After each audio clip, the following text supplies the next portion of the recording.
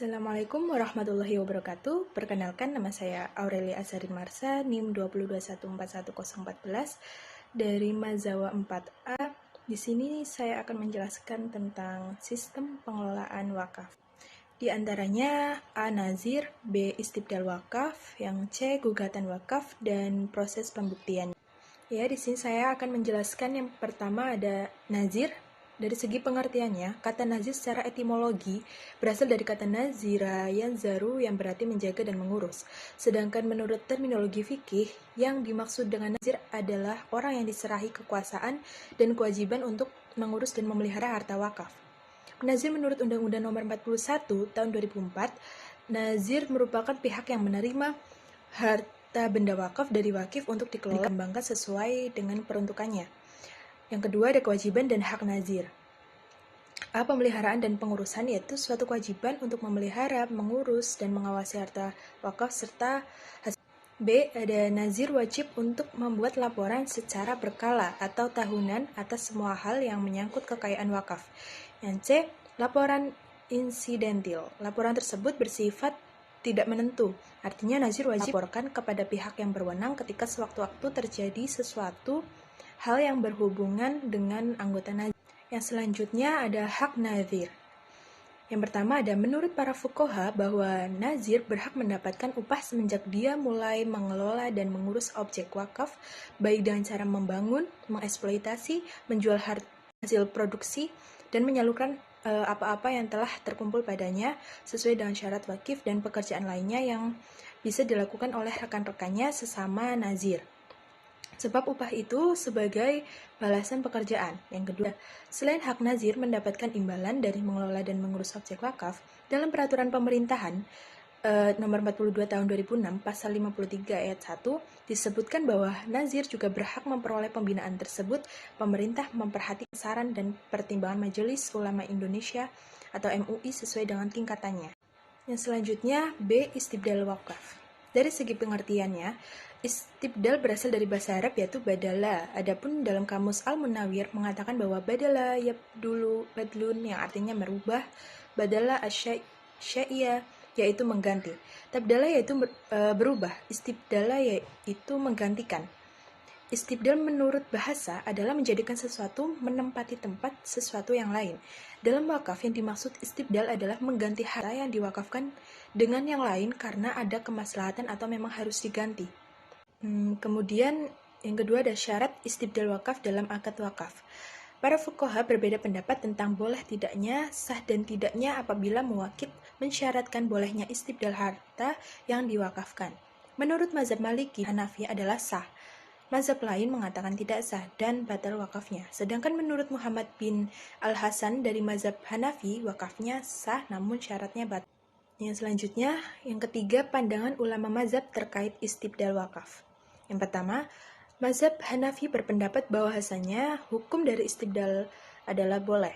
Dalam hal ini landasan kebijakan yang yaitu untuk kemaslahatan dan manfaat yang abadi dalam praktik istibdal dengan menjaga kelestarian dari manfaat barang wakaf, sehingga kekekalan wakaf tersebut dapat terpenuhi dan tidak melanggar syariah. Yang kedua ada mazhab Maliki, dalam pelaksanaan istibdal tidak memperbolehkan kecuali dengan keadaan darurat. Yang ketiga ada mazhab Syafi'i, dalam melakukan istibdal sangat berhati-hati karena tidak memperbolehkan tukar guling wakaf yang bergerak. Yang keempat ada mazhab Hambali, ini lebih bersifat moderat dan pertengahan meskipun tidak semoderat mazhab Hanafi. Sehingga mazhab ini tetap memperbolehkan dan tidak membedakan berdasarkan barang wakaf bergerak maupun tidak bergerak. Kemudian poin keempat, dampak istibdal terhadap harta benda wakaf. Istibdal berdampak terhadap harta benda wakaf sebagai sarana jaminan sosial umat sangat jelas dalam formulasi hukum Islam. Di masyarakat banyak dijumpai ajaran yang menjamin tingkat dan kualitas hidup minimum, diantaranya kehidupan fakir miskin harus diperhatikan oleh masyarakat. Kekayaan tidak boleh dinikmati dan hanya berputar di antara orang-orang kaya saja. Kemudian berbuat baik kepada masyarakat serta jaminan sosial itu harus diberikan kepada pihak-pihak yang berhak atas jaminan tersebut. Yang selanjutnya pada poin C, gugatan wakaf dan proses pembuktian. Yang pertama ada gugatan wakaf. Orang-orang yang berhak mengajukan perkaranya itu sendiri pada dasarnya adalah orang yang ada dan atau merasa berkepentingan dengan perwakafan. tanah khususnya tersebut. Mereka ini diantara lain ada wakif atau keturunan keluarganya atau ahli warisnya. Yang kedua ada wakaf yang pelaksanaannya dilakukan oleh nazir. Yang ketiga ada wakif atau ahli warisnya dan wakaf secara bersama-sama. Yang keempat ada orang lain yang merasa berkepentingan dengan perwakafan tersebut. Yang kelima ada nazir atau anak keturunannya. Selanjutnya ada tata cara mengajukan perkara perwakafan tanah di pengadilan agama. Gugatan perwakafan dapat diajukan secara tertulis atau lisan yang harus memuat antara lain ada identitas penggugat, ada identitas tergugat, ada posita dasar-dasar gugatan, yang terakhir ada potentum atau isi tuntutan atau apa yang dituntut atau apa yang dimohon. Poin kedua ada proses pembuktian. Pembuktian adalah penyajian alat-alat bukti yang sah menurut hukum kepada hakim yang memeriksa suatu perkara guna memberikan kepastian tentang kebenaran peristiwa yang dikemukakan.